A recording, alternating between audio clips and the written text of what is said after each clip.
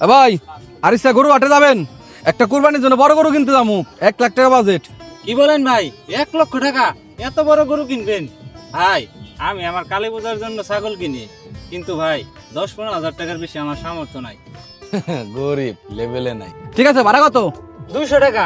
আচ্ছা চলেন। আউট। ঠিক আছে ভাই, উঠেন।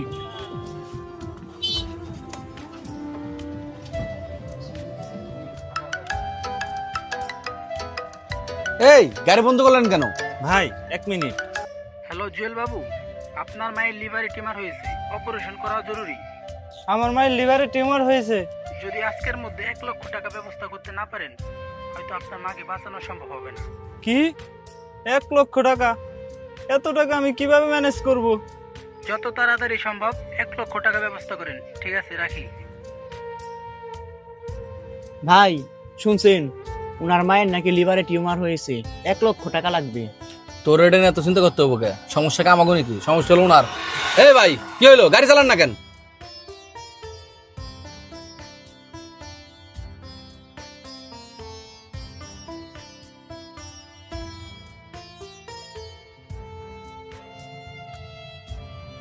ভাই গাড়ি থামান।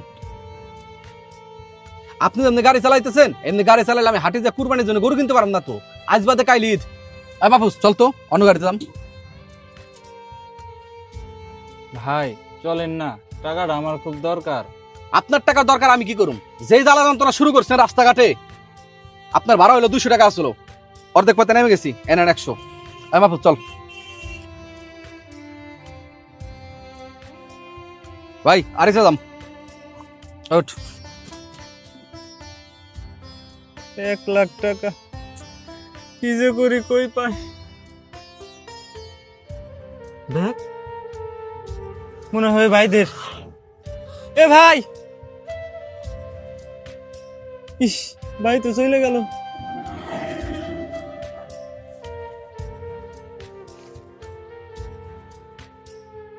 দাদা, ধর্ম আলাদা হলেও মানুষ তো এক।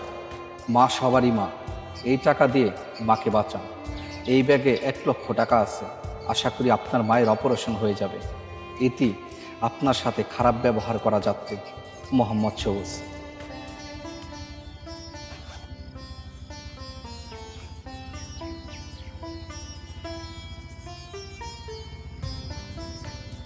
মাহফুজ, দোকানটা খোল। ভাই আপনি কি পাগল হয়েছেন?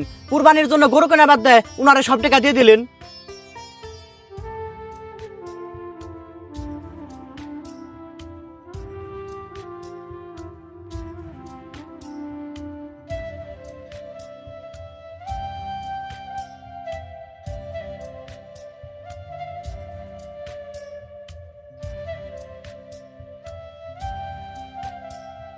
মাহফুজ, কোরবানি মানে হলো ত্যাগ।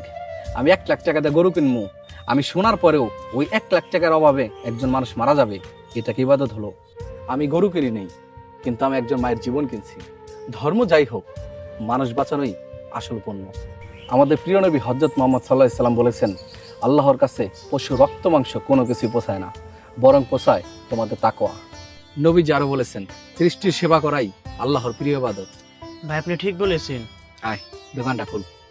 ধর্ম আলাদা হতে পারে, কিন্তু মানুষের ব্যথা এক।